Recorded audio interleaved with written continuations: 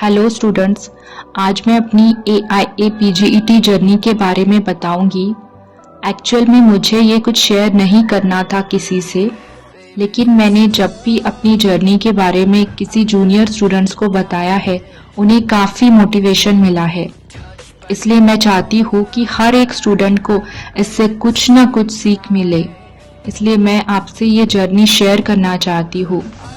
मेरा ये मोटिव नहीं है कि खुद को बड़ा या महान बताना है।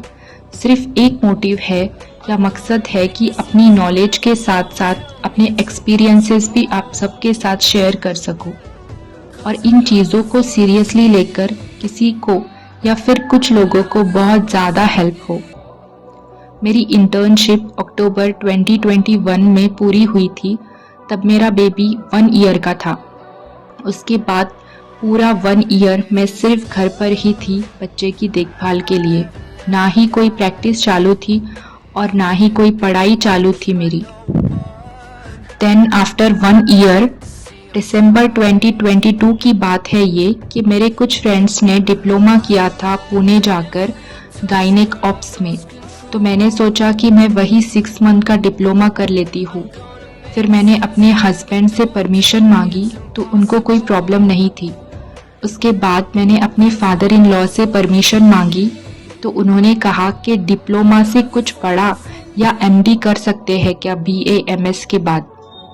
तो मैंने कहा उन्हें कि हाँ, इसमें MD एंट्रेंस एग्ज़ाम देकर 3 इयर्स का MD कर सकते हैं।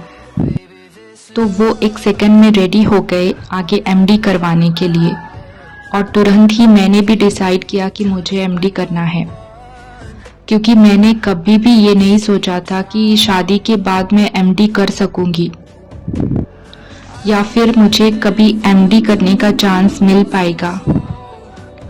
तो जो मुझे अपॉर्चुनिटी मिल रही थी उसे मुझे बिल्कुल मिस नहीं करनी थी। I was so happy that time. पर उस टाइम मुझे नहीं पता था कि कौन से मंथ में एग्ज़ाम होती है, सिलेबस कितना होता है, क्लासेस के बारे में भी कुछ भी जानकारी नहीं थी। एक सीनियर मैम ने मुझे नंबर दिया था क्लास का, वो मैंने तुरंत 5 दिसंबर 2022 को ज्वाइन की थी।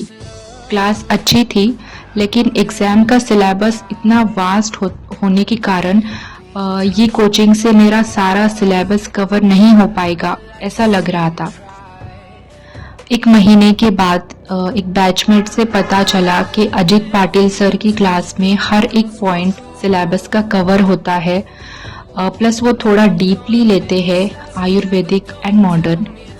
देन मैंने 11 जनवरी को अजित सर की क्लास ज्वाइन की। मुझे डीपली स्टडी इसलिए चाहिए थी क्योंकि मेरा 1 ईयर का कंप्लीट गैप हो गया था स्टडीज़ में और मेरा माइंड बिल्कुल प्रिपेयर नहीं था MD के लिए। जैसे 4th ईयर या फिर इंटर्नशिप के दौरान स्टूडेंट्स अपने माइंड को प्रिपेयर कर लेते हैं, एक प्लान होता है उनका, उसके लिए वो स्टिकी नोट्स या फिर एक सेपरेट बुक तैयार करते हैं। वैसे मेरा कुछ नहीं था। देन सर जो टेस्ट लेते थे उसका सिलेबस काफ़ी रहता था, बट ऐसा था कि करना है यार।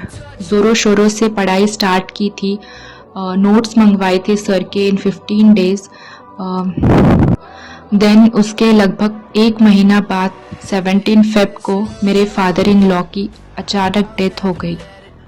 उसके बाद की कंडीशन पूरी अपोजिट हो गई। घर में सब डिस्टर्ब्ड हो चुके थे, स्पेशली मेरे हस्बैंड।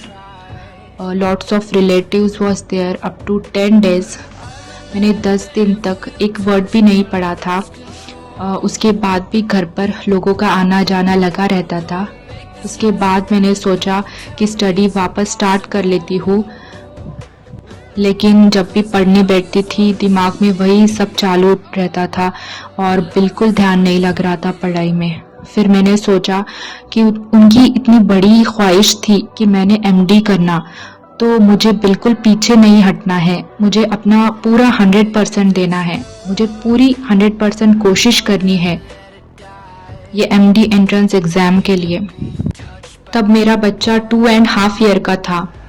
उसको पूरा दिन संभाल कर, खाना वाना बनाकर, टाइम जितना भी मिले, चाहे वो 5 या 10 मिनट का हो, उसमें मैं पढ़ती थी।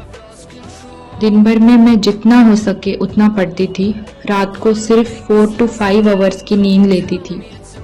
My condition was so much painful at that time, लेकिन पढ़ाई से अपना फोकस एक भी दिन हटाती नहीं थी, चाहे कितनी भी प्रॉब्लम आए। मई के लास्ट वीक में हमको ये पता चलता है कि हमारी एग्ज़ाम 31 जुलाई को रहेगी और ये कंफर्मेशन मिल गया था। और सबको ये लगता था कि अक्टूबर तक एग्ज़ाम होगी, हर साल की तरह सितंबर या अक्टूबर में। सिर्फ 2 महीने बाकी थे और तब ऐसे लग रहा था कि अब बिल्कुल नहीं हो पाएगा। और उस वक्त मुझे मेरे हस्बैंड ने काफ़ी सपोर्ट किया और मेरे घर पर जाने के लिए परमिशन भी दी, ताकि मैं 15 to 16 आवर्स डेली रेगुलरली 2 महीने तक विदाउट एनी डिस्टर्बेंस पढ़ सकूं। देन मैं कंटिन्यू बैठकर पढ़ने लगी और एग्ज़ाम अटेम्प्ट किया। रिज़ल्ट आया 295 marks and all India rank 536। फिर in third round I was selected for government Ayurved college of Maharashtra in MD anatomy stipendiary seat. This was my complete journey.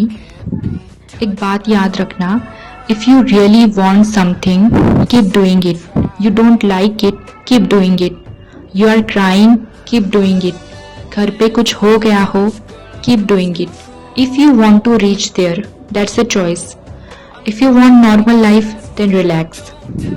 नहीं करने के 100 बहाने होते हैं और करने के लिए एक जिद ही काफ़ी है। Thank you so much.